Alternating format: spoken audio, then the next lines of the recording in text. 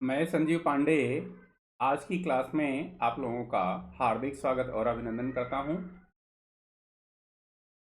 आज की क्लास जो हम लोगों ने एनसीईआरटी के रूप में प्राचीन भारत का अध्ययन प्रारंभ किया था, उसी में हम लोग आगे बढ़ रहे हैं। हम लोगों ने पाषाण काल को पढ़ लिया है। पाषाण काल के बाद में हम लोग सैंधव सभ्यता का अध्ययन कर रहे हैं।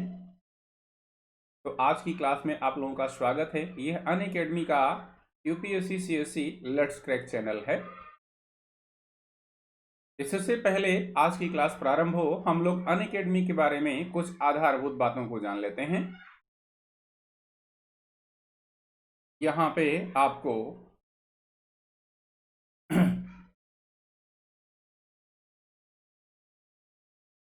डेली लाइव क्लासेस की सुविधा मिलती है। स्ट्रक्चर्ड कोर्सेज यहाँ पे प्राप्त होता है। यहाँ पे आपको लाइव टेस्ट और क्विज मिलती है। इसके अलावा यहाँ पे अनलिमिटेड एक्सेस मिलता है जब हम लोग अनअकैडमी का सब्सक्रिप्शन लेते हैं तब।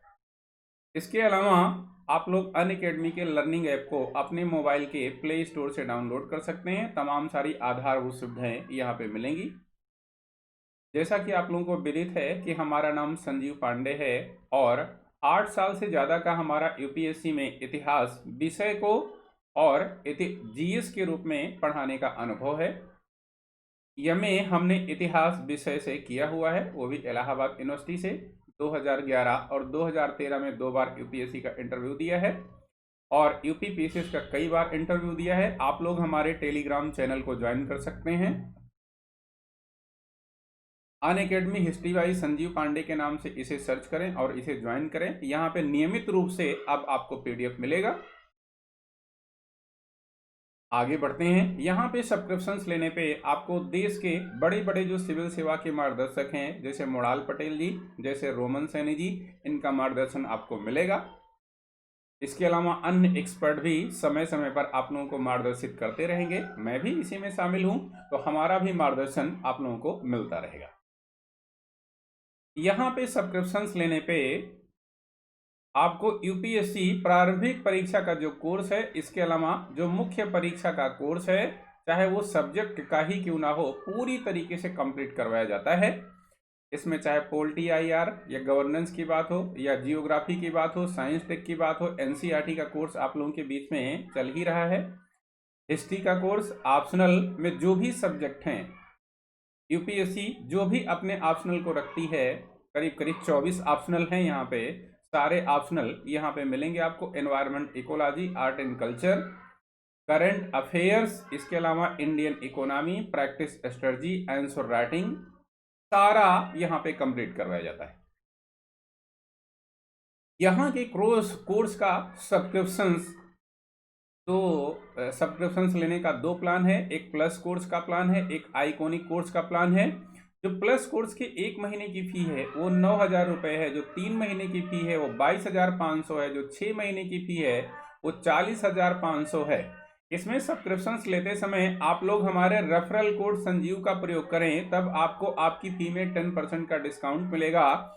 इस तरीके से आपकी 1 महीने की फी जो 9,000 रुपये थी वह घट के कितना हो जाएगी, 8100 रुपये हो जाएगी। जो 3 महीने की फी आपकी 22,500 रुपये थी वह घट के 20,250 हो जाएगी। जो 40,500 6 महीने की फी थी वह घट के आपकी 36,450 हो जाएगी। जो 12 महीने की फी 49,500 रुपये थी वो घट के 44,500 रुपये हो जाएगी। इसी तरीके से 24 महीने और 36 महीने में भी आपको 10% का डिस्काउंट मिलेगा। आगे बढ़ते हैं। यहाँ पे आइकॉनिक कोर्स आपके सामने जो है, उसके 12 महीने की जो फी है वो 69,500 रुपये है। जो 24 महीने की फी है वो 1,07,000 रुपये है। जो 36 महीने की फी है वो 1,41,000 रुपये है। इसमें भी आप लोग सब्सक्रिप्शंस लेते समय हमारे रेफरल कोड संजीव का यूज करें। ऐसा करने से आपको आपकी फी में 10% का डिस्काउंट मिलेगा। इस प्रकार जो 12 महीने की आपकी फी 69,500 थी वह 10% लेस होके 62,550 हो जाएगी। इसी प्रकार से 24 महीने की फी भी लेस होगी और 36 महीने यानी 3 साल की फी भी लेस होगी। ये बड़ा ही आधारभूत कोर्स है, इसमें आपको पर्सनल कोच मिलता है, वो समय समय पे आपको गाइडेंस प्रदान करता है। अगर आप लोगों ने हमारे रेफरल कोड का यूज किया एडमिशन लेते समय, सब्सक्रिप्शंस लेते समय, तो मैं भी आप लोगों का पर्सनल कोच बन सकता हूं। तो आप लोग एडमिशन लेते समय, सब्सक्रिप्शंस लेते समय इसी रेफरल कोड का प्रयोग करें। आगे बढ़ते हैं हम लोग। अब जैसे हम लोगों ने सिंधु सभ्यता का अध्ययन प्रारंभ किया था और उसमें 3 पहलुओं या 3 खंडों का अध्ययन कर लिया था। सिंधु सभ्यता के नाम के इतिहास का अध्ययन कर लिया था। थोड़ा सा मैं आप लोगों को बता दूं, सिंधु सभ्यता के नाम का हम लोगों ने अध्ययन कर लिया था। इसके अलावा इसकी उत्पत्ति का भी अध्ययन कर लिया था और इसके समय काल का भी अध्ययन कर लिया था। आगे बढ़ेंगे हम लोग। अब हम आज पढ़ेंगे सिंधु सभ्यता के विस्तार को और सिंधु सभ्यता के प्रमुख स्थल को और सिंधु सभ्यता के नगर निर्माण योजना को।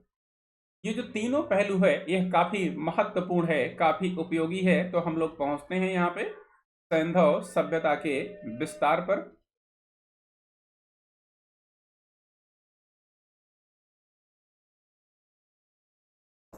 यहां से आपका आज का टॉपिक प्रारंभ हुआ, तो इसे आप लोग अपने ग्रुप वगैरह में शेयर कर लें और वीडियो को लाइक भी करते रहें। सिंधु सभ्यता के विस्तार की बात है आप लोगों के सामने, तो समझिएगा। 1 मिनट पहले आप लोग ध्यान से समझिएगा इसको। अगर सिंधु सभ्यता के विस्तार की बात आती है, अगर हम लोग सिंधु सभ्यता के विस्तार की बात करें, तो ये जो आज का भारत आपको दिखाई पड़ रहा है, केवल भारत के क्षेत्र में ही सिंधु सभ्यता का विस्तार नहीं हुआ था। अगर हम लोग सिंधु सभ्यता के विस्तार की बात करें, तो ये भारत से जो लगता हुआ क्षेत्र ये है आपको पाकिस्तान का क्षेत्र। इस पाक के क्षेत्र में भी सिंधु सभ्यता का विस्तार हुआ था। और यहाँ पे ऊपर देखेंगे तो इस तरीके से जो भारत की बाउंड्री लग रही है वो अफगानिस्तान से भी लग रही है। तो इस अफगानिस्तान में भी सिंधु सभ्यता के स्थल प्राप्त हुए हैं। तो अगर कोई आपसे पूछे कि यह जो सिंधु सभ्यता है,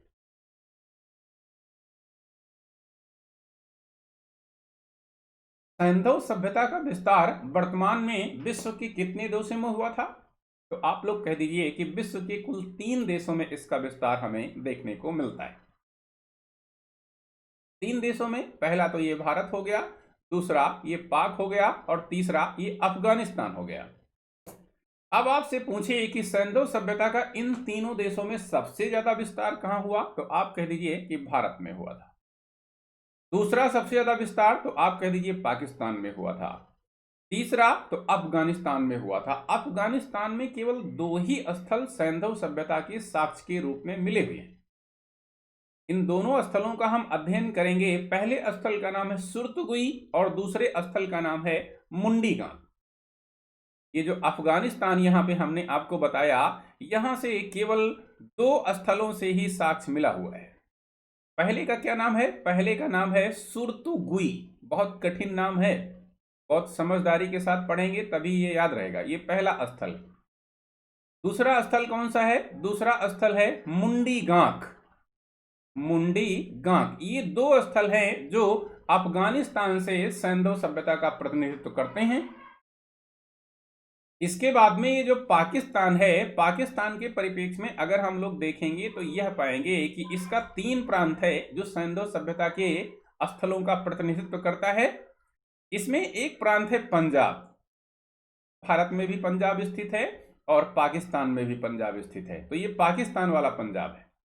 एक जो दूसरा प्रांत है उसका नाम है सिंध प्रांत और एक तीसरा जो प्रांत है उसका नाम है बलूचिस्तान प्रांत। इन्हीं तीनों प्रांतों से पाकिस्तान से साक्ष्य मिलते हैं सिंधु सभ्यता के बारे में। अगर हम लोग भारत के परिप्रेक्ष्य में बात करें तो भारत में यह जो जम्मू कश्मीर आपको दिख रहा है, यहां से भी सिंधु सभ्यता के साक्ष्य मिलते हैं। कई स्थल हैं। ये जो पंजाब आपको दिख रहा है, यहां से भी साक्ष्य मिलते हैं। राजस्थान से भी साक्ष्य मिलते हैं। गुजरात से भी साक्ष्य मिलते हैं। हरियाणा से भी साक्ष्य मिलते हैं। हरियाणा के अलावा उत्तर प्रदेश से भी साक्ष्य मिलते हैं, बिहार से भी साक्ष्य मिलते हैं, बंगाल से भी साक्ष्य मिलते हैं। ये जो मध्य प्रदेश आपको दिख रहा है, यहां से भी सैंधव सभ्यता का साक्ष्य मिलता है, महाराष्ट्र से भी साक्ष्य मिलता है, कर्नाटक से भी साक्ष्य मिलता है। इसका मतलब ये हुआ कि भारत में लगभग लगभग संपूर्ण भारत से सैंधव सभ्यता का साक्ष्य मिलता है, एविडेंस मिलता है। तो सबसे पहले हम लोग पहुंचते हैं यहीं सैंधव सभ्यता के विस्तार के परिप्रेक्ष्य में। तो सैंधव सभ्यता के विस्तार के परिप्रेक्ष्य में आप लोगों ने यहां पे देखा कि यह जो सैंधव सभ्यता है, इसका विस्तार जो है वह वर्तमान में विश्व के कुल 3 देशों में मिलता है। पहला अफगानिस्तान आपको हमने बताया, दूसरा पाकिस्तान हमने आपको बताया, और तीसरा भारत, जहां पे सैंधव सभ्यता का सर्वाधिक विस्तार मिलता है। यहां पे हमने 2 स्थल अफगानिस्तान के बताए, एक सुरतगुई, दूसरा मुंडीगांव। ये 2 स्थल ही हैं जो सैंधव सभ्यता का अफगानिस्तान में प्रतिनिधित्व करते हैं। और अभी हमने बताया कि ये जो पाकिस्तान है, इसके 3 प्रांत सैंधव सभ्यता का प्रतिनिधित्व करते हैं। पहला कौन हो गया? पहला आपका बलूचिस्तान हो गया, दूसरा सिंधु प्रांत हो गया, और तीसरा पंजाब प्रांत हो गया। अब ये जो तीनों देश हैं विश्व के, इन तीनों देश के जो स्थल हैं, उन स्थलों से क्या क्या साक्ष्य मिला, उनकी स्थिति कहां है, उनको डिस्कवर किसने किया, विशेष एविडेंस वहां से क्या मिला, इसी के इतिहास को हम लोगों को पढ़ना है, जो प्रारंभिक परीक्षा के दृष्टिकोण से बहुत ज्यादा उपयोगी है। मतलब आज की क्लास से आप लोग देखे होंगे कि हमेशा एक ना एक क्वेश्चन आ ही जाता है कहीं ना कहीं, तो बहुत इंपॉर्टेंट है आज की क्लास। सतर्क हो जाना है आप लोगों को, सावधान हो जाना है, पूरी तन्मयता से आज की क्लास को करना है। आप लोग इसे शेयर भी करते रहें, लाइक भी करते रहें वीडियो को। सबसे पहले पहुंचते हैं हम लोग पाकिस्तान के बलूचिस्तान प्रांत के पास। तो पाकिस्तान का जो बलूचिस्तान प्रांत है,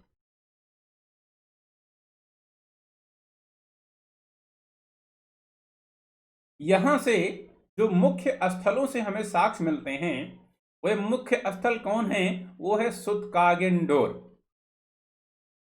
दूसरा है सुतकाकोह, तीसरा है डाबरकोट, और चौथा है बालाकोट। ये 4 स्थल हैं जहां से हमें साक्ष्य किसके मिले हैं? सैंधव सभ्यता के साक्ष्य मिले हैं। इन चारों स्थलों को याद रखना है। कई बार यही पूछ लेता है कि निम्नलिखित में से वो कौन सा स्थल है जो बलूचिस्तान में स्थित नहीं था, और विकल्प में यहाँ पे मोहनजोदड़ो लिख दिया, हड़प्पा लिख दिया, सुरतगुई लिख दिया, भारत का कोई और स्थल लिख दिया, तो बड़ा अच्छा क्वेश्चन बनता है। इसी परिप्रेक्ष्य में हमने कहा कि हम लोग एनसीईआरटी का सार्वभौमिक अध्ययन कर रहे हैं। आगे हम लोग बढ़ते हैं। पाकिस्तान का हम लोगों ने एक सिंध प्रांत देखा था। सिंध प्रांत में कौन कौन से मुख्य स्थल हैं? तो पहला स्थल है मोहनजोदड़ो, दूसरा स्थल है चन्हूदड़ो, तीसरा है जुड़ेरजोदड़ो, फिर आमरी, और फिर कोटदीजी। यहाँ पे 5 स्थल हमने बताए, और भी कई स्थल हैं, लेकिन ये जो हैं वो मुख्य मुख्य स्थल हैं। यहीं से जो एविडेंस हमें मिले हुए हैं, इसका अध्ययन हम लोग करेंगे, पहले केवल देख रहे हैं हम। आगे पाकिस्तान का एक प्रांत और था जिसका नाम था पंजाब। पंजाब में ही हड़प्पा नामक स्थल था, यहीं पे डेरा इस्माइल नामक स्थल था, रहमान ढेरी यहीं पे है, गुमला यहीं पे है, जलीलपुर यहीं पे है। इन 5 स्थलों से साक्ष्य मिले हैं किसके? सैंधव सभ्यता के साक्ष्य मिले हुए। आगे बढ़ते हैं।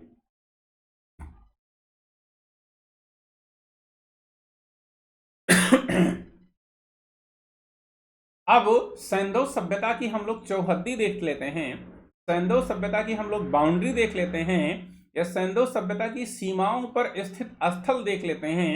ये स्थल कहां स्थित हैं, किस नदी के किनारे स्थित हैं, किस प्रांत में स्थित हैं, इसको हम लोग देख लेते हैं। यहां पे थोड़ा सा ये बदलाव करना है।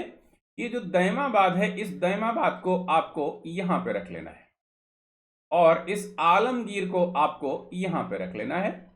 इसको हम मिटा ही देते हैं यहां पे, जिस तरीके से कोई कंफ्यूजन ना हो। इसको समझिए आप लोग आलमगीर पुर, और इसको भी मिटा देते हैं, ये क्या है? ये दैमाबाद है,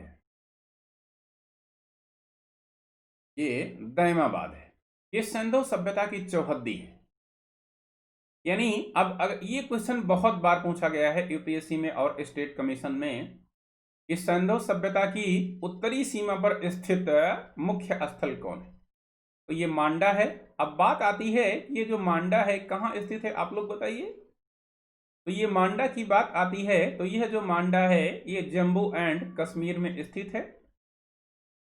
और जम्मू और कश्मीर में किस नदी के किनारे स्थित है? तो यह चिनाव नदी के किनारे स्थित। किस नदी के किनारे स्थित है? चिनाव नदी के किनारे यह स्थल स्थित है। इसको समझते रहिएगा आप लोग। अब सिंधु सभ्यता की जो पूर्वी सीमा है यह आलमगीरपुर है। और आलमगीरपुर कहां स्थित है? तो आप कह दीजिए कि आलमगीरपुर मेरठ में स्थित है। कोई मेरठ की स्पेलिंग लिख सकता है क्या अंग्रेजी में? कोई मेरठ की स्पेलिंग हमें बता सकता है क्या लिख के? मेरठ लिख के बताओ आप लोग, मेरठ की स्पेलिंग क्या होगी? मेरठ। तो मेरठ की जो स्पेलिंग होगी वो MERUT होगी, मेरठ। आलमगीरपुर मेरठ में स्थित है। और यह किस नदी के किनारे स्थित है? तो यह हिंडन नदी के किनारे स्थित है। किस नदी के किनारे स्थित है? हिंडन नदी के किनारे यह स्थित है। इसको समझते रहिएगा आप लोग। हिंडन नदी के किनारे स्थित है मेरठ। हिंडन नदी के किनारे यह आलमगीरपुर स्थित है। इसकी जो दक्षिणी सीमा है वो दैमाबाद है। तो ये जो दैमाबाद है ये कहां स्थित है? तो आप कह दीजिए कि दैमाबाद महाराष्ट्र में स्थित है। और महाराष्ट्र में किस नदी के किनारे स्थित है? गोदावरी नदी के किनारे स्थित है। कई बार गोदावरी नदी को प्रवरा नदी के नाम से भी जाना जाता है, तो प्रवरा नदी भी उत्तर में आ जाता है, तो आप इसको भी टिक कर सकते हैं।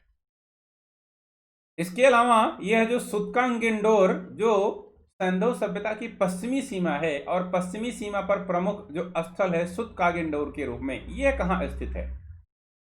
तो यह जो सुत्कागेंडोर स्थित है यह बलूचिस्तान में स्थित है। कहां स्थित है? बलूचिस्तान प्रांत में स्थित है।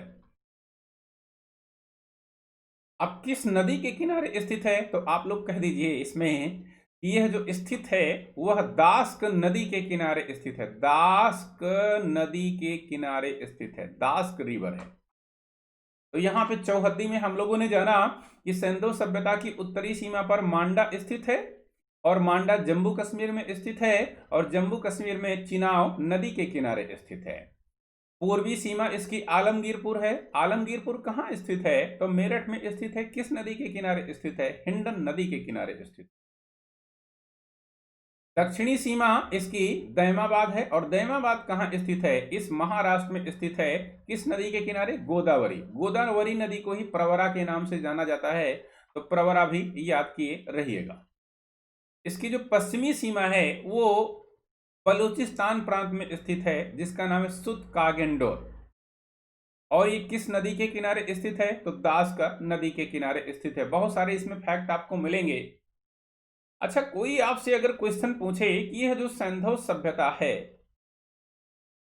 सिंधु सभ्यता सॉरी, सिंधु सभ्यता का जो शेप है, सिंधु सभ्यता का जो आकार है, पूछे कि चौकोर प्रकार का है, ये आयताकार प्रकार का है, ये त्रिभुजाकार प्रकार का है, तो आप लोग कह दीजिए कि जो सिंधु सभ्यता का आकार है वह त्रिभुजाकार है। त्रिभुजाकार है यानी ये ट्रायंगल शेप में है। किस शेप में है? ट्रायंगल शेप में है। कौन? सिंधु सभ्यता। कैसे? ये देखिए मैं आपको बताता हूं।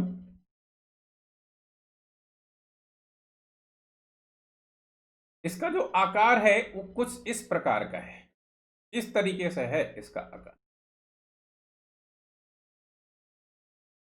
ट्रायंगल शेप में है।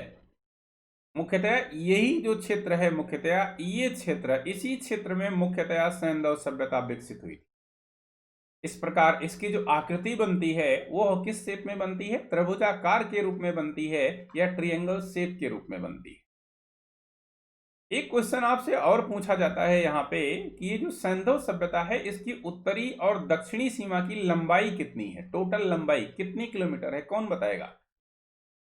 उत्तरी से दक्षिणी लंबाई इसकी कितनी है? तो आप कह दीजिए कि उत्तरी से दक्षिणी लंबाई इसकी कुल 1400 किलोमीटर है। 1400 नहीं, हाँ 1400 किलोमीटर है। 1400 किलोमीटर है इसकी लंबाई। और इसकी पश्चिमी से ये जो पूर्वी सीमा है इसकी लंबाई कितनी है? तो आप कह दीजिए कि इसकी लंबाई है 1600 किलोमीटर। इस परिप्रेक्ष्य में एक बात ध्यानपूर्वक समझिएगा कि अधिकतर उत्तरी और दक्षिणी सीमा की जो लंबाई होती है इसको ज्यादा माना जाता है मुख्यतया, स्वाभाविक रूप से। लेकिन यहां पे जो भारत में विकसित सैंधव सभ्यता की पश्चिमी और पूर्वी लंबाई है ये उत्तरी और दक्षिणी से ज्यादा है। ये तो 1400 किलोमीटर ही है, इससे 200 ज्यादा है, 1600 किलोमीटर है। यह भी ध्यान रखिएगा। यहां पे आप लोग देखेंगे तो यह जो सुत्कागिंडोर स्थित है पश्चिमी सीमा से लेके, सुत्कागिंडोर आप लोग देखेंगे तो पाकिस्तान के बलूचिस्तान प्रांत में स्थित है। उसके बाद यहां पे हम आएंगे तो भारत का गुजरात का क्षेत्र पड़ेगा, जहां पे लोथल जैसे बड़े बड़े पोर्ट मिलेंगे, बंदरगाह मिलेंगे। ये जो सीमा सैंधव सभ्यता की आ रही है पश्चिम में, इसको ध्यान पूर्वक आप लोग देखिएगा। एक सेकंड रुकिए।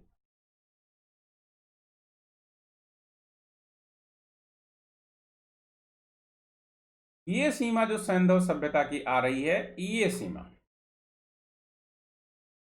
ये पश्चिमी सीमा है। और पश्चिमी सीमा का मुख्यतया पश्चिमी और दक्षिणी भाग है।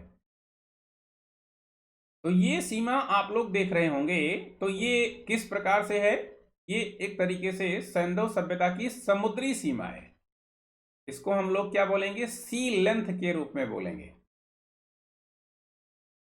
तो एक बार क्वेश्चन पूछा है कि ये जो समुद्री सीमा है सैंधव सभ्यता की वह कितनी है? तो आप लोग कह दीजिए कि यह समुद्री सीमा 1300 किलोमीटर है। कितनी है? 1300 किलोमीटर है। और यह कितनी है? पश्चिम से पूर्व 1600 किलोमीटर। और यह है उत्तर से दक्षिण, ये 1400 किलोमीटर।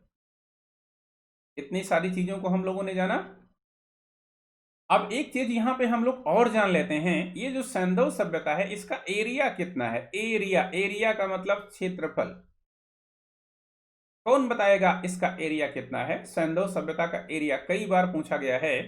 तो आप कह दीजिए कि जो सैंधव सभ्यता का एरिया है वो है 12,99,600 किलोमीटर। किलोमीटर नहीं, वर्ग किलोमीटर है। क्या है? वर्ग किलोमीटर इसका क्षेत्रफल है, ध्यान रखिएगा।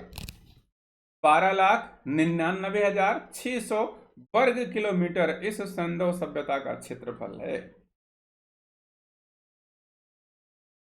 इसे याद रखना है।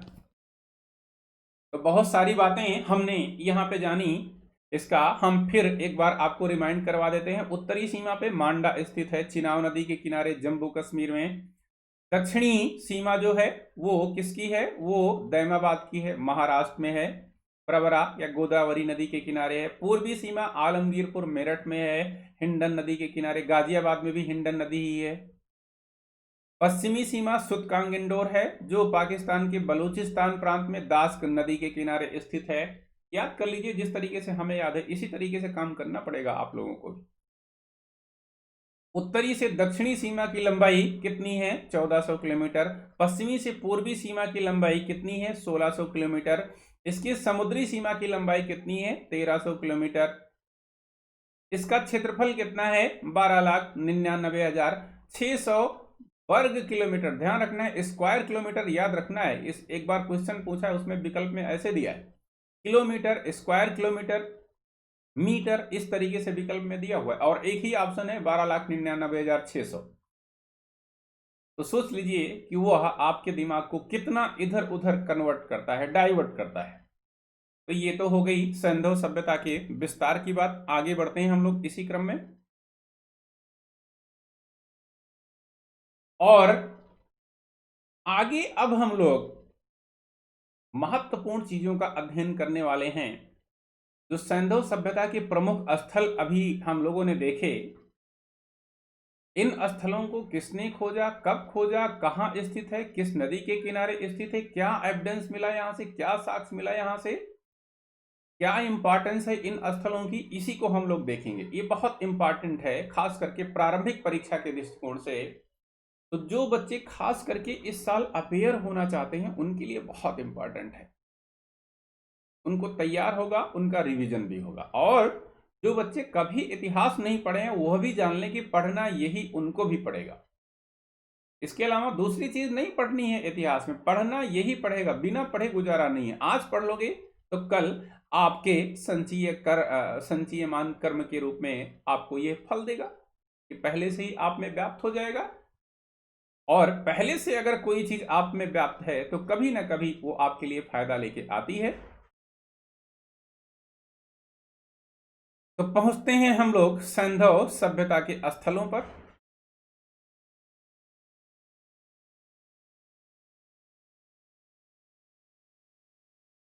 तो सैंधव सभ्यता का आपके सामने जो पहला स्थल है उसका क्या नाम है? उसका नाम है हड़प्पा। ये पहला स्थल है जिसका क्या नाम है? जिसका नाम है हड़प्पा। ये सैंधव सभ्यता का आप लोगों के सामने पहला स्थल आया। हड़प्पा नामक स्थल पहला स्थल है। अब ये जो हड़प्पा नामक स्थल है इसका खोजकर्ता कौन है? तो आप लोग कह दीजिए कि इसका खोजकर्ता दयाराम साहनी साहब हैं। बात आती है कि इन्होंने इस स्थल को खोजा कब? तो आप कह दीजिए कि 1921 में खोजा। अब बात आती है कि यह किस नदी के किनारे स्थित है? तो अब यहां पे ये क्लियर है कि रावी नदी के किनारे स्थित है।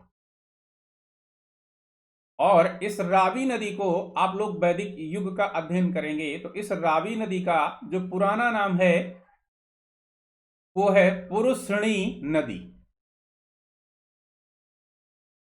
पुरुषणी नदी, इस पुरुषणी को ही रावी के नाम से जाना गया है।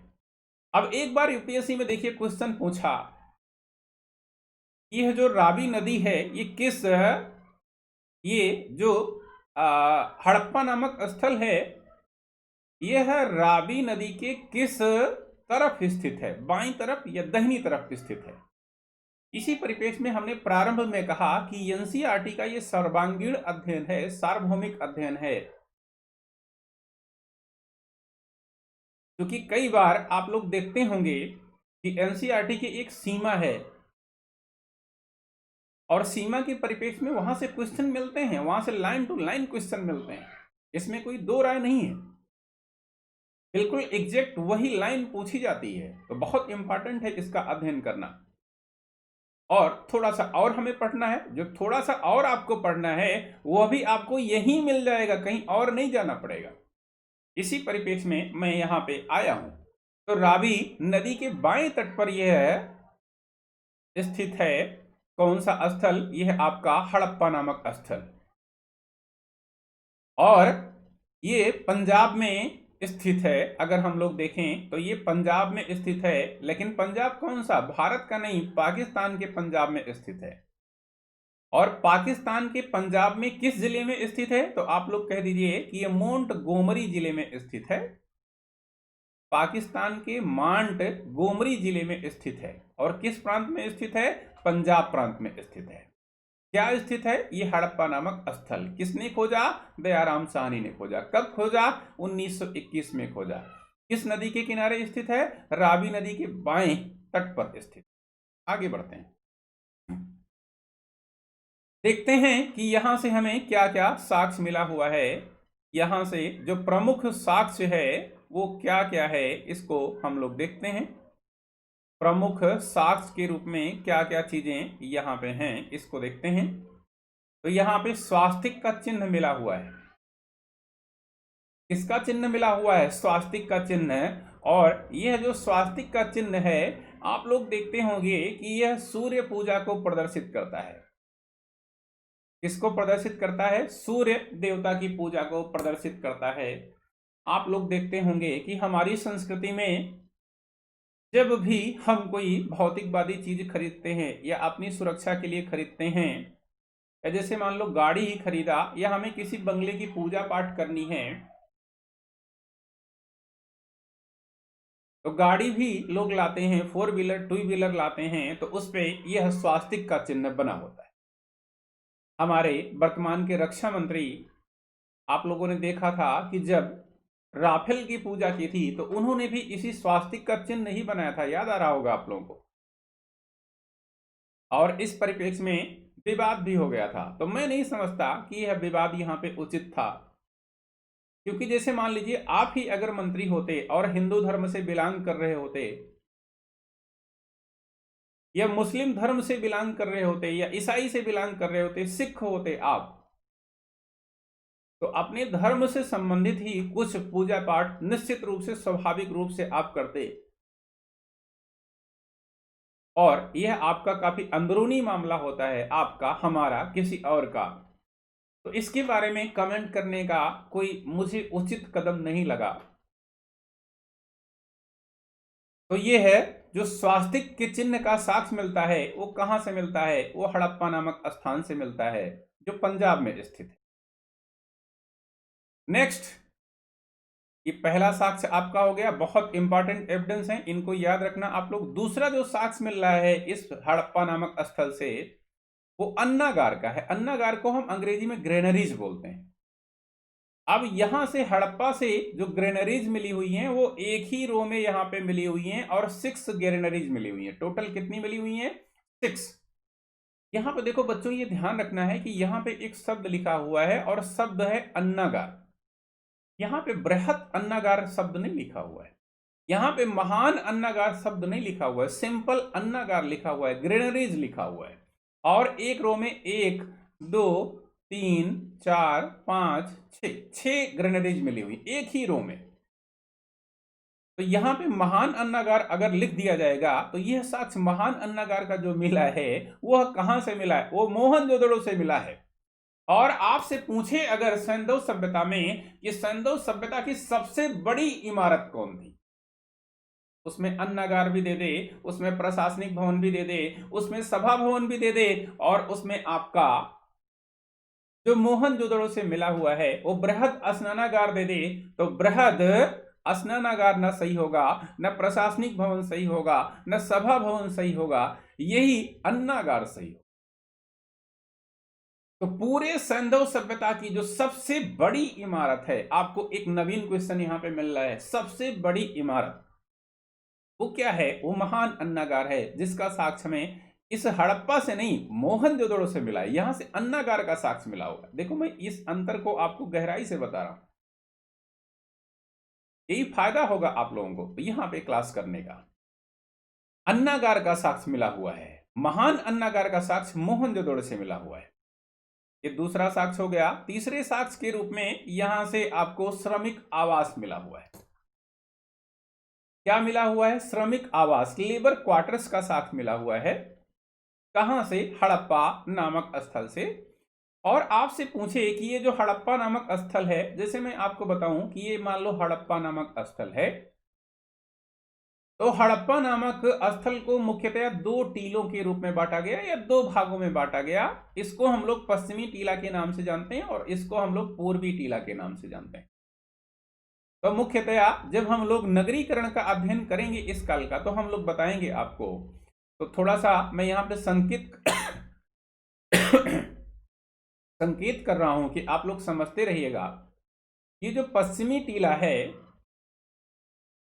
इसका जो क्षेत्रफल था वो कम था, इस पर उत्कृष्ट लोग होते थे, और इस पर जो बड़े बड़े स्मारक स्थित होते थे, जैसे प्रशासनिक भवन है, जैसे सभा भवन है, जैसे बृहद स्नानागार है, जैसे बृहद अन्नागार है, जो मुख्य संस्थाएं होती थी, स्मारक होते थे, वो यहीं पर स्थित होते थे। जबकि ये जो पूर्वी क्षेत्र था, इसका क्षेत्रफल बहुत बड़ा था। तो क्षेत्रफल बहुत बड़ा है तो इसका मतलब जनसंख्या बहुत ज्यादा है। जब जनसंख्या बहुत ज्यादा है, इसका मतलब वहां पे उच्च वर्ग के लोग निवास नहीं कर रहे, इसका मतलब निम्न वर्ग के लोग निवास कर रहे हैं। तो निम्न वर्ग के लोग जब निवास कर रहे हैं तो यहाँ पे कैसे स्मारक, कैसी कैसी चीजें होंगी, तो यहाँ पे कोई बड़ा स्मारक नहीं होगा। इसी परिप्रेक्ष्य में कहा गया कि ये जो लेबर क्वार्टर का साक्ष्य मिला, ये जो हड़प्पा नामक स्थल हमने बताया, इसके पूर्वी क्षेत्र से मिला है, पश्चिमी से नहीं मिला। इस अंतर को भी समझते रहिएगा, बहुत इंपॉर्टेंट है नगरीकरण के परिप्रेक्ष्य में। इस पूर्वी क्षेत्र से मिला, और पूर्वी क्षेत्र से क्यों मिला, क्योंकि आप लोगों को पता चल गया होगा यहाँ पे कैसे लोग रह रहे हैं, यहाँ पे मजदूर लोग रह रहे हैं, यहाँ पे दास लोग रह रहे हैं। तो इस तरीके से मजदूरों का ही तो क्वार्टर्स मिलेगा, इसी को हम लोग श्रमिकों का ही तो क्वार्टर्स मिलेगा, इसी को हम लोग किसके नाम से जान रहे हैं, श्रमिक आवास के नाम से जान रहे हैं या लेबर क्वार्टर्स के नाम से जान रहे हैं। नेक्स्ट, चौथा एविडेंस क्या मिल रहा है? चौथा एविडेंस प्रशासनिक भवन के रूप में मिल रहा है। प्रशासनिक भवन मीन्स एडमिनिस्ट्रेटिव हाउस के रूप में मिल रहा है। कहां से एविडेंस इसका मिल रहा है? हड़प्पा नामक स्थल से इसका एविडेंस मिल रहा है। ठीक, आगे बढ़ते हैं। यह जो हड़प्पा नामक स्थल है, इसके पांचवें एविडेंस को देखते हैं। तो जो पांचवा एविडेंस है वो बहुत ज्यादा इंपॉर्टेंट है, ध्यान रखना, इंपॉर्टेंट एविडेंस ही यहां पे रखे गए हैं, बाकी अन्य साक्ष्यों को हम लोग देखते रहेंगे अन्य चीजों में। कब्रिस्तान, तो कब्रिस्तान, दो कब्रिस्तान मिला हुआ है, एक का नाम है R37 और एक का नाम है HR।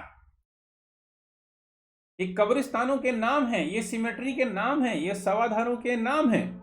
आपसे कई बार क्वेश्चन पूछा है कि R37 नामक समाधान कहां से मिला है, तो R37 नामक समाधान हड़प्पा से मिला है, ना कि मोहनजोदड़ो से मिला है, ना कि लोथल से मिला हुआ है, ना कि बनावली से मिला हुआ है। कहां से मिला? हड़प्पा नामक स्थल से मिला। क्या? R37 नामक समाधान। अब आप लोग सोच रहे होंगे कि R37 नामक समाधान मिला है, कैसे इसकी कोडिंग हुई, कैसे इसका नाम पड़ा।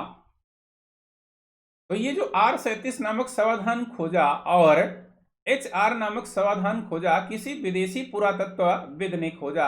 अब कोई अगर विदेशी पुरातत्वविद किसी समाधान को खोज रहा है तो वो उसका भारतीय नाम तो नहीं रखेगा, वो उसका क्या नाम रखेगा? वो वैदेशिक नाम ही उसका रखेगा। और जो विदेशी होते हैं वो इसी तरीके से कोडिंग करते हैं, इसी तरीके से नाम को रखते हैं। अब बात समझ में आ गई होगी आप लोगों के। इसके अलावा आप लोग देखेंगे तो यह है जो हड़प्पा नामक स्थल है, यहां से हमें एक अन्य चीज का साक्ष्य मिल रहा है और इसका नाम है स्केल। एक इकाई होती है तौलने की जिसका नाम है स्केल, इसका साक्ष्य मिला हुआ है। ताबीज जो आप लोग गले में कभी कभी पहनते हैं भूत प्रेत की रक्षा के लिए, उसका भी साक्ष्य कहां से मिला हुआ है? एक नई चीज आपको यहां पे मिल रही है, कहां से मिल रहा है? हड़प्पा से मिल रहा है। भट्ठी के साक्ष्य मिले हुए हैं इसी हड़प्पा से। तांबा गलाने की भट्ठी का साक्ष्य मिला हुआ है, टिन गलाने की भट्ठी का साक्ष्य मिला हुआ है, कांसा नामक धातु बनाने का साक्ष्य इसी हड़प्पा नामक स्थल से मिला हुआ है। इसके अलावा लॉकेट जो आप लोग गले में माला वगैरह पहनते हैं, उसमें एक लॉकेट होता है, चाहे वो किसी देवी देवता से संबंधित हो, चाहे किसी अन्य धर्म से संबंधित हो, या देवी देवता की जो आकृति है, जैसे त्रिशूल है, जैसे शिव का बैल है, नंदी, उसकी आकृति भी कई लोग धारण करते हैं, हनुमान जी की गदा को धारण करते हैं। जो जिस धर्म का होगा वो उस धर्म की आकृति या लाकट को धारण करता है। इसके अलावा यहां से मुहरों का साक्ष्य भी मिला हुआ है। मुहर का मतलब क्या है? मुहर का मतलब सील, जिससे हम लोग ठप्पा लगाते हैं। किसका साक्ष्य मिला है? मुहर का साक्ष्य मिला हुआ है, सील का साक्ष्य मिला हुआ है। इसके अलावा यहां से हमें 100 पेटिका का भी साक्ष्य मिला हुआ है। किसका साक्ष्य मिला हुआ है? 100 पेटिका। और 100 पेटिका के परिप्रेक्ष्य में आप लोग देखेंगे तो यहां से कब्रिस्तान का साक्ष्य भी मिला हुआ है। तो ये आपका हुआ क्या? हड़प्पा नामक स्थल। और यहां पर हम लोगों ने देखा इसके प्रमुख साक्ष्य को, हड़प्पा नामक स्थल और इसके प्रमुख साक्ष्यों का हम लोगों ने अध्ययन किया। आगे बढ़ते हैं। अगला जो स्थल है वो मोहनजोदड़ो है, और यह महत्वपूर्ण स्थल है, बहुत ही महत्वपूर्ण स्थल है। इसको गहराई से समझना है, इसको समझना इतना आसान नहीं है। मोहनजोदड़ो नामक स्थल, इसकी स्थिति कहाँ है, इसकी लोकेशन कहाँ है, तो आप कह दीजिए कि लरकाना जिले में। लरकाना जिला किस प्रांत में है, तो आप कह दीजिए सिंध प्रांत में। ये जो सिंध प्रांत है ये कहाँ है, तो आप कहिए कि पाकिस्तान में है। सॉरी। ये किस नदी के किनारे स्थित है मोहनजोदड़ो, तो आप कहिए कि सिंधु नदी के दाएं भाग में स्थित है, बाएं में नहीं स्थित है। रावी नदी के बाएं भाग पे हड़प्पा नामक स्थल स्थित था। अब ये सिंधु नदी के दाएं पर है, इसको याद रखना, ये पूछा गया है, पूछा भी जाएगा क्योंकि कठिन है। आगे इसके खोजकर्ता कौन है, यानी मोहनजोदड़ो को डिस्कवर किसने किया, तो इसको डिस्कवर किया किसने, आर.डी. बनर्जी साहब ने। एक बार ऐसे लिखा हुआ है, राखालदास बनर्जी नहीं लिखा, क्या लिखा है, आर.डी. और वो भी इंग्लिश में लिखा है BANERJEE, बनर्जी साहब ने इसकी खोज की है, आर.डी. बनर्जी। इसमें इनकी सहायता किसने की, तो प्रोफेसर मैके ने इनकी सहायता की। आगे बढ़ते हैं। अब यह जो मोहनजोदड़ो है, यहां से क्या क्या साक्ष्य मिला, कैसा कैसा साक्ष्य मिला, इसको हम लोग देखते हैं। तो सबसे पहले जो यहां से साक्ष्य मिल रहा है वो बहुत महत्वपूर्ण साक्ष्य मिल रहा है, और इस साक्ष्य का नाम है बृहद स्नानागार का। यहां से कई क्वेश्चन में आप लोगों से भी पूछूंगा, स्नानागार का साक्ष्य मिल रहा है यहां से बृहद स्नानागार। इसी को हम लोग महान स्नानागार भी बोलते हैं। इसी बृहद स्नानागार को हम लोग महान स्नानागार भी बोलते हैं। ये आपका स्नानागार हो गया, ये आपका स्नानागार है, ये स्नानागार बना हुआ है। अब यह जो स्नानागार है, इसकी उत्तर दिशा की बात यहां पे की जा रही है, इसके पश्चिम दिशा की बात यहां पे की जा रही है, इसके पूर्व दिशा की बात की जा रही है, इसके दक्षिण दिशा की बात की जा रही है। तो देखो, मैं आपको पहले क्वेश्चन बता देता हूं कि यूपीएससी ने यहां से क्वेश्चन क्या पूछा है। करीब में 30 साल के यूपीएससी के पूछे हुए क्वेश्चन का अध्ययन भी आपको यहां पे करा रहा हूं। तो आप लोग यह समझिए, एक बार क्वेश्चन पूछा गया कि यह जो स्नानागार था, इसमें जो सीढ़ियां होती थी एंट्री के लिए, वो किस दिशा में बनी होती थी, और विकल्प में दिया उत्तर दक्षिण, पश्चिम पूर्व। इसी तरीके से आप लोगों के सामने दक्षिण पूर्व, दक्षिण पश्चिम, ऐसे ही विकल्प दिया हुआ है। तो यहां पे क्या, ये सीढ़ियां बनी हुई आपको नजर आ रही होंगी, यहां पे क्या बनी हुई नजर आ रही हैं, ये आपको सीढ़ियां बनी हुई नजर आ रही हैं। ये सीढ़ियां आपको बनी हुई दिखाई पड़ रही हैं, इसके ऊपर, इसके नीचे ये सीढ़ियां हैं, ये दिखाई पड़ रही होंगी आपको, ये सीढ़ियां हैं, यहीं से एंट्री होती थी। ये सीढ़ियां शब्द लिखा भी है, और किस दिशा में स्थित हैं, ये उत्तर दिशा में स्थित हैं या तो दक्षिण दिशा में स्थित। और यहीं से इसमें प्रवेश के लिए क्या होती थी, यहीं से इसमें एंट्री होती थी, लोग एंट्री करते थे। तो दक्षिण दिशा से या तो एंट्री करते थे या तो उत्तर दिशा से एंट्री करते थे। अब इसका मतलब स्नानागार है, तो स्नानागार जैसे आज का जो स्नानागार होता है, जिसको हम लोग स्विमिंग पूल के नाम से जानते हैं, वो भी तो लगभग लगभग इसी प्रकार का होता है। लेकिन आज का जो स्नानागार है, ये स्विमिंग पूल है, वो हमारे मनोरंजन का एक साधन है। तो क्या ये जो सैंडो सभ्यता के पीपल्स थे, इस स्नानागार का अपने मनोरंजन के साधन के रूप में इस्तेमाल करते थे या किसी अन्य परिप्रेक्ष्य में इस्तेमाल करते थे? आप लोग सोचे रहिएगा और बताइए कमेंट करके कि किस परिप्रेक्ष्य में इसका इस्तेमाल करते थे। क्या ये मनोरंजन का साधन था या कुछ और था? देखता हूं कौन सोचता है। दूसरी बात, एक और सोचिए कि यह जो स्नानागार है, स्नानागार में पानी भी होगा। बिना पानी के स्नानागार का क्या मतलब है? तो बात ये आती है कि यह जो स्नानागार है, इसमें पानी आता कहां से था। इसमें जो पानी था वो आता कहां से था, ये आपको बताना है। पानी कहां से मंगाया जाता था, इसके पानी के सोर्स क्या थे? सोचिए जरा आप।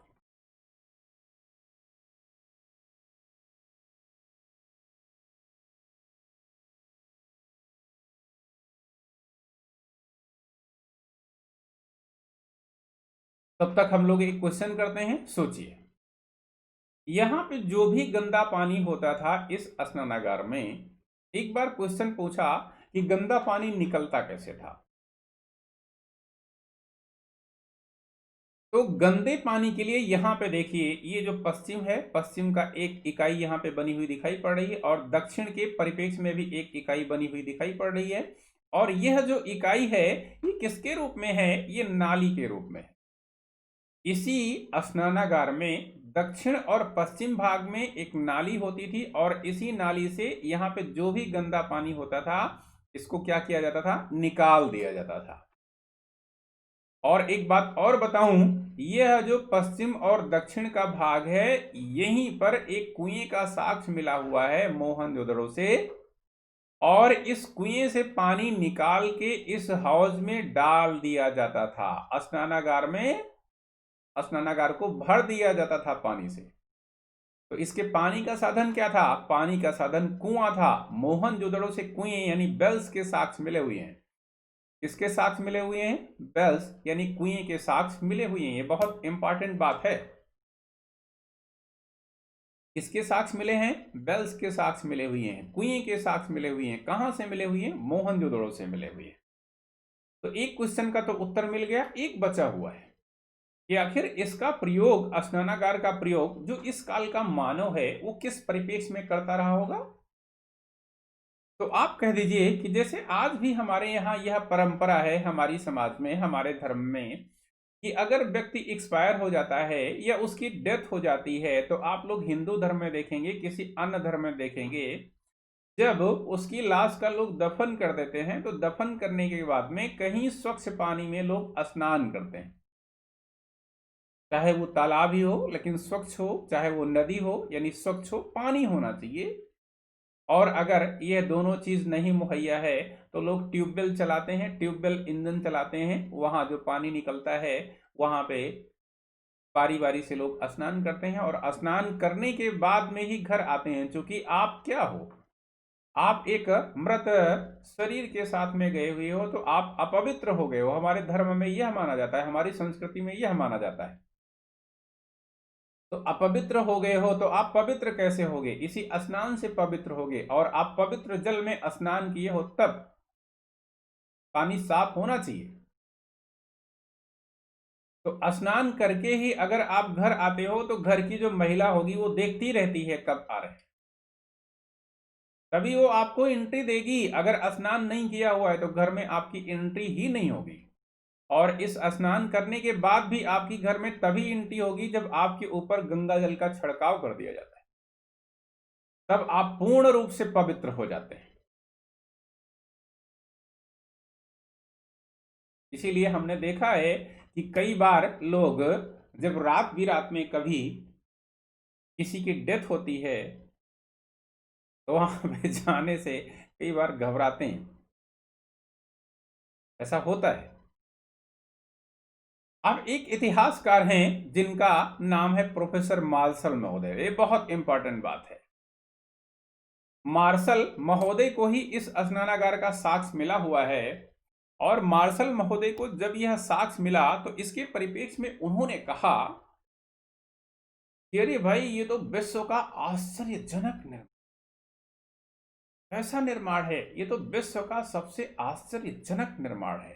कौन? ये स्नानागार, बृहत स्नानागार। तो इसके परिप्रेक्ष्य में हम लोगों ने तमाम सारी बातें जानी साक्ष्य के बारे में, और देखा क्या क्या एविडेंस मिला हुआ है, क्या क्या यहां से साक्ष्य मिला हुआ है। ये बातें हम लोगों ने देखी। अब आगे बढ़ते हैं हम लोग। एक जो अगला एविडेंस मिल रहा है इस मोहनजोदड़ो नामक स्थान से, वो सभा भवन का मिल रहा है। किसका एविडेंस मिल रहा है? सभा भवन का एविडेंस यहां से मिल रहा है। इसके अलावा सभा भवन का मतलब क्या है? सभा भवन का मतलब है असेंबली हाउस। इसका असेंबली हाउस का यहां से साक्ष्य मिला। नेक्स्ट, पुरोहित आवास का भी साक्ष्य हुआ, पुरोहित रेजिडेंस का भी यहां से साक्ष्य मिला है, पुरोहित। नेक्स्ट, मलेरिया नामक बीमारी का साक्ष्य भी यहां से मिला है। कालांतर में हम लोग पढ़ेंगे कि इस मलेरिया नामक बीमारी के कारण भी सैंधव सभ्यता का पतन हो गया था, तो उसके कारण में महामारी को भी हम लोग पढ़ेंगे। ये इंपॉर्टेंट भी है, ये भी ध्यान रखिएगा, क्योंकि इस समय महामारी का दौर चल रहा है, कोविड-19 का दौर चल रहा है। इस परिप्रेक्ष्य में खास करके 2021 में पीटी देने वाले बच्चे बिल्कुल यहां पे होशियार और सतर्क हो जाए। मलेरिया का जो एविडेंस मिला हुआ है, जो साक्ष्य मिला हुआ है, वो कहां से मिला? मोहनजोदड़ो से मिला। नेक्स्ट, कांसे की नर्तकी का साक्ष्य मिला हुआ है, एक डांसिंग गर्ल का साक्ष्य मिला है। और यह जो डांसिंग गर्ल की मूर्ति या इमेज बनी हुई है वो ब्रॉन्ज इमेज है, और यह जो इमेज है वो न्यूड है बिल्कुल। इसमें आप लोग देखेंगे तो जो कांसे की नर्तकी है वह नर्तन की अवस्था में खड़ी हुई है, उसका दोनों पैर सीधा नहीं है, एक पैर थोड़ा सा आगे बढ़ा हुआ है, और दोनों हाथों में यहां ऊपर तक उसने चूड़ियां पहन रखी हैं। यहां पे गले में उसने एक मेखला धारण की हुई है, और एक हाथ इसका ऐसे ऊपर उठा हुआ है और एक हाथ उसका ऐसे कमर पे रखा हुआ है। इस स्थिति को देखते हुए साफ हो जाएगा 200% कि यह अगर मूर्ति किसी की है तो वह डांसिंग गर्ल की है। और किस धातु की मूर्ति मिली हुई है? तो आप कह दीजिए कांसे की मूर्ति मिली हुई है। नेक्स्ट, पशुपति देवता का भी यहां से साक्ष्य मिला हुआ है। ये पशुपति शिव, लॉर्ड शिव, प्रोटो शिव, आद्य शिव का साक्ष्य मिला हुआ है। यह जो साक्ष्य मिला हुआ है एक मुहर पे मिला हुआ, एक सील पे मिला हुआ है। तो सैंधव सभ्यता की मुहरों का जब अध्ययन करेंगे तो उसी में इस पशुपति देवता का व्यापक अध्ययन करेंगे कि किस मुद्रा में बैठा है, इसके किस तरफ कौन सा पशु है। यहां पे आप लोग जान लीजिए कि यहां पे योगासन मुद्रा में बैठा हुआ है पशुपति शिव। आगे यहीं से हमें कांसे की कुल्हाड़ी का साक्ष्य भी मिलता है।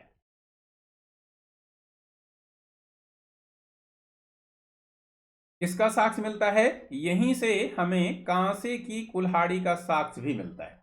कहां से? मोहनजोदड़ो से। आगे बढ़ते हैं, अन्य आधारभूत बातों को जानते हैं। ये मोहनजोदड़ो के परिप्रेक्ष्य में कुछ इंपॉर्टेंट चीजें हैं, इसको ध्यान पूर्वक आप लोग पढ़िएगा और याद करने का प्रयास कीजिएगा।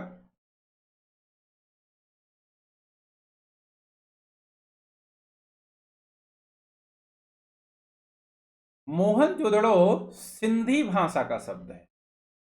किस भाषा का शब्द है? सिंधी भाषा का शब्द है मोहनजोदड़ो। बहुत इंपॉर्टेंट है ये। और सिंधी भाषा में इसका अर्थ क्या होता है? इसका अर्थ होता है मृतकों का टीला। सिंधी भाषा में मोहनजोदड़ो का अर्थ होता है मृतकों का टीला। इसका मतलब यह हुआ कि मोहनजोदड़ो को मृतकों का टीला भी कहा जाता है, यह भी ध्यान रखिएगा। और हम मृतकों का टीला किस परिप्रेक्ष्य में कहा गया है? इस परिप्रेक्ष्य में नहीं कहा गया कि यहां पे बहुत सारे मृतक मिले हुए हैं। इस परिप्रेक्ष्य में कहा गया कि मोहनजोदड़ो का सिंधी भाषा में अर्थ ही होता है मृतकों का टीला। नेक्स्ट, यह जो मोहनजोदड़ो है इसे स्तूपों का शहर भी कहते हैं, और इसे सिंधु का बाग भी कहते हैं। सिंधु का बाग मतलब इंडस गार्डन भी कहते हैं। किसको? मोहनजोदड़ो को, क्योंकि यह बगीचे बहुत थे। और सिंधु का बाग चूंकि सिंधु प्रांत में यह स्थित है, इसीलिए इसको सिंधु का बाग, इंडस गार्डन कहा गया। स्तूपों का शहर इसे कहा गया, क्योंकि स्तूपों का शहर इस परिप्रेक्ष्य में कहा गया कि आगे मैं आऊंगा तो आपको पढ़ाऊंगा एक कुषाण वंशीय शासक। तो कुषाण वंशीय शासक के परिप्रेक्ष्य में मैं आपको कनिष्क का इतिहास बताऊंगा। और यह जो कनिष्क है, कनिष्क कुषाण वंश का सबसे सार्वभौमिक और सबसे शक्तिशाली शासक है। इसने, आप लोगों ने देखा होगा कि भारत में गंधार कला और मथुरा कला का विकास किया। इसने भारत में 78 ईस्वी में अपना राज्यारोहण किया और इसी परिप्रेक्ष्य में इसने शक संवत चलाई थी। इसके दरबार में बहुत सारे साहित्यकार और इतिहासकार रहते थे, एक मंडली ही थी इसके दरबार में। तो इसका जो मुख्यतया क्षेत्र था ना, वो यही पेशावर का क्षेत्र था, तक्षशिला का क्षेत्र था, गंधार का क्षेत्र था, मोहनजोदड़ो का क्षेत्र था, पंजाब का क्षेत्र था। इसी में इसकी राजधानी भी स्थित थी। और ये जो कुषाण थे, यह पश्चिमी चीन के निवासी थे और पश्चिमी चीन का एक कबीला था जिसका नाम था यूची कबीला। वहीं से ये लोग भारत आए थे और भारत के कई क्षेत्रों पर अपना कब्जा कर लिया था। तो हालांकि कुषाणों के इतिहास का हम लोग मौर्योत्तर काल में व्यापक रूप से अध्ययन करेंगे, घबराने की बात नहीं है। इसी परिप्रेक्ष्य में आप लोग यह पाएंगे कि ये जो कुषाण है, कनिष्क, ऐसा माना जाता है कि ये बौद्ध धर्म का बहुत बड़ा अनुयायी है और बौद्ध धर्म में पूजा स्थल को हम लोग स्तूप के नाम से जानते हैं। स्तूप के परिप्रेक्ष्य में थोड़ा सा हम लोग जान लें अभी से, तो आप लोग फिर घबराएंगे नहीं, परेशान नहीं होंगे। थोड़ा सा मैं बता देता हूं आप लोगों को। ये जो स्तूप है ना, जैसे आप लोगों ने कटोरा देखा होगा, कटोरा, और कटोरे को उल्टा कर दो, तो कटोरे को अगर उल्टा कर दो तो कैसी संरचना बनेगी? अगर आप लोग कटोरे को उल्टा कर देते हो तो इस तरीके से संरचना बनेगी।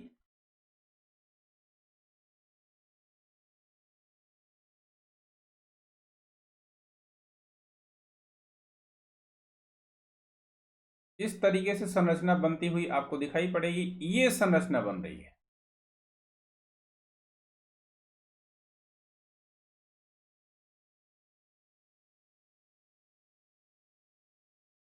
उल्टे कटोरे की भांति एक संरचना आपको दिखाई पड़ेगी। इसी का ये जो पूरा भाग है, इसी को अंड कहा गया है। और यहीं पे एंट्री के लिए क्या होता है? तोरण द्वार होता है। एंट्री को क्या कहा जाता है? तोरण द्वार। यहीं पे ये वेदिका का भाग है, ये वेदिका लगी होती है, वेदिका को कटीले तारों से घेरा जाता है। यहीं पे प्रदक्षिणा पथ होता है, मैं आपको बताऊंगा। और यहाँ पे एक हर्मिका लगी होती है। इस हर्मिका में 3 छत्र लगे होते हैं जो श्रद्धा, सम्मान और पवित्रता के द्योतक हैं। यहीं पे ये जो हर्मिका लगी हुई है, यह स्तूप का सबसे पवित्र भाग होता है। इसको गर्भगृह नहीं कहा जाता,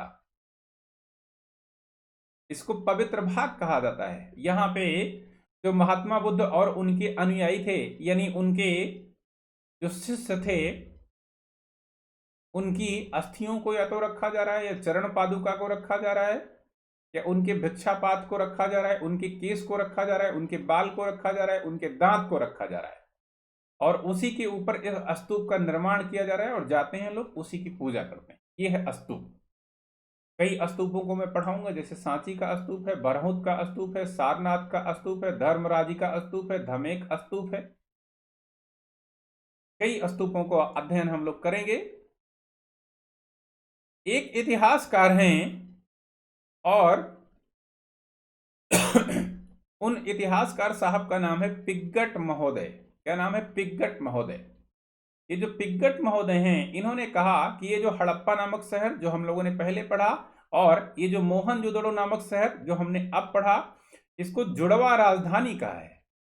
ये बहुत इंपॉर्टेंट बात है। पिग्गट महोदय ने हड़प्पा और मोहनजोदड़ो को क्या कहा है? जुड़वा राजधानी कहा है। क्या कहा है? जुड़वा राजधानी कहा है। किसने? पिग्गट महोदय ने। आगे बढ़ते हैं। अब आपके सामने एक अन्य स्थल है जिसका नाम है लोथल। ये महत्वपूर्ण है काफी, इसका अध्ययन हम लोग करते हैं लोथल नामक स्थल का। तो लोथल नामक स्थल की स्थिति कहाँ है? तो अहमदाबाद में। अहमदाबाद कहाँ है? गुजरात में, यानी हमारे प्रधानमंत्री की एरिया में ये है। किस नदी के किनारे स्थित है? आप लोग कह दीजिए कि भोगवा नदी के किनारे स्थित। खोजा इसको किसने? तो आप कहिए कि S.R. राव साहब ने इसको खोजा था। खोजने का समय क्या था? तो खोजने का समय था 1954 ईस्वी का। ये 4-5 बातें आधारभूत हैं, हर क्षेत्रों में आपको इसको याद ही करना पड़ेगा। कहां है लोथल की स्थिति? तो लोथल की स्थिति आप कह दीजिए कि अहमदाबाद गुजरात में। किस नदी के किनारे स्थित है? भोगवा नदी के किनारे। ऐसा नहीं कि जो सिंधु सभ्यता के सारे स्थल हैं वो नदी के किनारे स्थित हैं, तो ऐसा मत समझिएगा। कई बार ऐसा होता है, गलतफहमी हो जाती है। जैसे आज भी क्या भारत के सभी स्थल नदियों के किनारे ही स्थित हैं? नहीं, ऐसा नहीं है। लेकिन मूलतः हैं, लेकिन सभी नहीं हैं। लेकिन ये भोगवा नदी के किनारे स्थित। खोजकर्ता S.R. राव। कब खोजा? 1954 में इसको खोजा था। क्या क्या एविडेंस यहां से मिला हुआ है इसको हम लोग देखते हैं साक्ष्य के रूप में। तो यहां से हमें किसका साक्ष्य मिला हुआ है? यहां से हमें गोदीवाड़ा का साक्ष्य मिला हुआ है। गोदीवाड़ा मतलब पोर्ट का साक्ष्य मिला हुआ है। पोर्ट मतलब यहां से हमें बंदरगाह का साक्ष्य मिला है। किसका साक्ष्य मिला है? बंदरगाह से साक्ष्य मिला है। तीनों एक ही चीजें हुई। पोर्ट के रूप में कई बार पूछा, बंदरगाह के रूप में कई पूछा, गोदीवाड़ा के रूप में इसी शब्द को प्रयोग करता है ज्यादा, गोदीवाड़ा। हम लोग इसमें थोड़ा सा कंफ्यूज होते हैं, गोदीवाड़ा क्या है? तो गोदीवाड़ा का मतलब पोर्ट ही है, यह बंदरगाह ही है। दूसरा क्या मिला? दूसरा यहां पे एक मूर्ति मिली है और ममी की मूर्ति मिली हुई है। ममी की मूर्ति का इतिहास जो मिस्र के इतिहास के परिप्रेक्ष्य में है, और मिस्र की सभ्यता, इजिप्टियन सिविलाइजेशन का विकास भी सिंधु सभ्यता के समकालीन सभ्यता के रूप में हुआ था। तो हो सकता है कि सिंधु सभ्यता का व्यापार मिस्र की सभ्यता या वहां के लोगों से रहा हो और वहां से इस ममी की आकृति को लाया गया हो। नेक्स्ट, एक पशु का साक्ष्य मिल रहा है और जिसका नाम है गोरिल्ला। इसका साक्ष्य यहां से मिल रहा है, इसकी इमेज यहां से मिल रही है। इसके अलावा यहां से हमें युग्म समाधान के साक्ष्य मिल रहे हैं। युग्म समाधान मतलब ज्वाइंट सिमेट्री या कपल सिमेट्री का साक्ष्य मिला हुआ है। युग्म समाधान का मतलब एक समाधान है जिसमें स्त्री पुरुष दोनों को दफनाया गया है और जिनकी उम्र कम है, इसी परिप्रेक्ष्य में उनको युग्म कहा गया। इसी परिप्रेक्ष्य में उनको जुड़वा समाधान के रूप में कहा गया। इस परिप्रेक्ष्य में हम यह भी समझ सकते हैं कि अगर यहां से युग्म समाधान का साक्ष्य मिला है, जुड़वा समाधान का साक्ष्य मिला है, तो हो सकता है कि यहां के लोग सती सिस्टम को अपना रहे हैं, सती प्रथा को अपना रहे हैं। यह सती प्रथा यहां पे प्रचलित थी, यह भी हम लोग समझ सकते हैं। अगला साक्ष्य क्या मिला? अगला साक्ष्य यहां से मन के बनाने का कारखाना का साक्ष्य मिला। मन का क्या है? कर मन मन का डाल दे, मर का मन का फेर। मन का मतलब गुड़िया, गुड़िया का मतलब क्या हुआ? हार, हार का मतलब क्या हुआ? माला। जो हम लोग माला पहनते हैं गले में, मुख्यतया ये वोमेन्स का श्रृंगार संसाधन है, हम लोग भी कभी कभी पहनते हैं। तो उसमें जो गुड़िया बनी होती है उसी को मनका कहा जाता है। क्या कहा जाता है? मनका कहा जाता है। एक धागा होता है और उसमें तमाम प्रकार की गुड़िया बनी होती है, उसी को क्या कहा जाता है? मन का। तो मन के बनाने का कारखाना का साक्ष्य मिला हुआ है। यानी यहां से आप लोग देखेंगे तो हम लोगों के श्रृंगार का साक्ष्य मिल रहा है यहां से, और श्रृंगार के साक्ष्य के रूप में मनके का साक्ष्य मिल रहा है। नेक्स्ट, ये पहला स्थल है सिंधु सभ्यता का जहां से जल प्रबंधन की व्यापक व्यवस्था का साक्ष्य मिला हुआ है। किसका साक्ष्य मिला हुआ? जल प्रबंधन की व्यवस्था का व्यापक साक्ष्य मिला हुआ है। नेक्स्ट, यहां से हमें अग्नि वेदिका का साक्ष्य मिला, और अग्नि वेदिका का साक्ष्य पहली बार हमें लोथल से ही मिला है। अग्नि वेदिका और अग्निकुंड, इन दोनों का साक्ष्य मिला, और यहीं से हमें प्रशासनिक भवन यानी एडमिनिस्ट्रेटिव हाउस का साक्ष्य मिला। तो अग्नि वेदिका और अग्निकुंड के रूप में हम लोग देखते हैं यहां पे। इसको आप लोग समझिए कि ये अग्निकुंड का भाग आप लोगों के सामने बन गया, इसी को अग्निकुंड कहा गया। क्या कहा गया, अग्निकुंड कहा गया।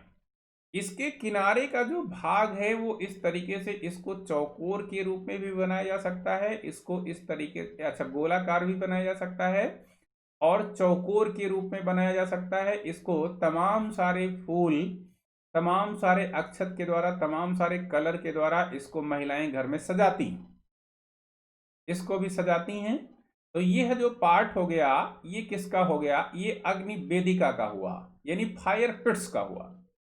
किसका हुआ, फायर पिट्स इसे कहा जाता है, अग्नि वेदिका इसे कहा जाता है। और यह जो भाग हुआ चौकोर आकृति में बना हुआ है, इसको हम लोग फायर अल्टर्स के नाम से जानते हैं, फायर अल्टर्स के नाम से जानते हैं, यानी अग्निकुंड के नाम से जानते हैं। अब इसी में हम लोग, आज आप लोग देख रहे होंगे तो हमारे हिंदू धर्म में या अन्य धर्मों में क्या होता है कि हम लोग यहाँ पे हवन करते हैं, ये अग्निकुंड है। यहाँ इधर आप लोग देखेंगे तो यहाँ पे पंडित बैठता है और इसके चारों तरफ यहाँ पे मुख्य व्यक्ति बैठता है, इसके चारों तरफ इसके रिश्तेदार वगैरह भी हवन कर सकते हैं। इसमें जो पंडित है उसके पास घी होता है, यहाँ पे लकड़ी होती है, यहाँ पे अग्नि का प्रज्वलन किया जाता है। ये लोग क्या करेंगे, अक्षत, चावल, गेहूं जो भी है उसको क्या करेंगे, उसको बड़े अच्छे तरीके से तैयार करती हैं घर में महिलाएं और इसको इसी में हवन कर दिया जाता है। ये जलता है तो इससे उठता क्या है, इससे उठता केवल और केवल क्या है, केवल और केवल धुआं उठता है। और हमारी संस्कृति में ऐसा माना गया कि यह जो धुआं है यह जाता कहाँ है, यह अंतरिक्ष में जाता है, आसमान में जाता है, आकाश में जाता है। तो हमारे जो आकाशीय देवता हैं, जो हमारे अंतरिक्ष वाले देवता हैं, उनके पास जब धुआं जाता है तो यह पता चल जाता है कि उनका भक्त जो पृथ्वी पर स्थित है वह विह्वल है, वो आपको याद कर रहा है। तो जब ये धुआं पहुंचता है तो यहाँ स्थित जो गार्ड हैं वह अपने भक्त के परिप्रेक्ष्य में कुछ अच्छा सोचते हैं, कुछ अच्छा करते हैं। भारतीय संस्कृति में यही मान्यता है। क्या है, भारतीय संस्कृति में इसी चीज को माना जाता है, इसी चीज को स्वीकार किया जाता है। तो आज की क्लास में हम लोग पहुंच चुके हैं लोथल तक। इसके बाद का अध्ययन हम लोग कल की क्लास में करेंगे। तो आज की क्लास हम लोग यहीं पे समाप्त करते हैं। आज की क्लास में आप लोग शामिल हुए, आप लोगों का बहुत बहुत धन्यवाद। कल की क्लास भी 4 बजे से ही आप लोगों की रहेगी, तो उसमें आप लोग शामिल होना। कि शामिल नहीं होंगे तो आपकी यह क्लास छूट जाएगी और फिर बाद में दिक्कत आएगी। तो आज की क्लास में आप लोग शामिल हुए, आप लोगों का बहुत बहुत धन्यवाद, बहुत बहुत शुक्रिया। आप लोगों का दिन शुभ हो, बढ़िया।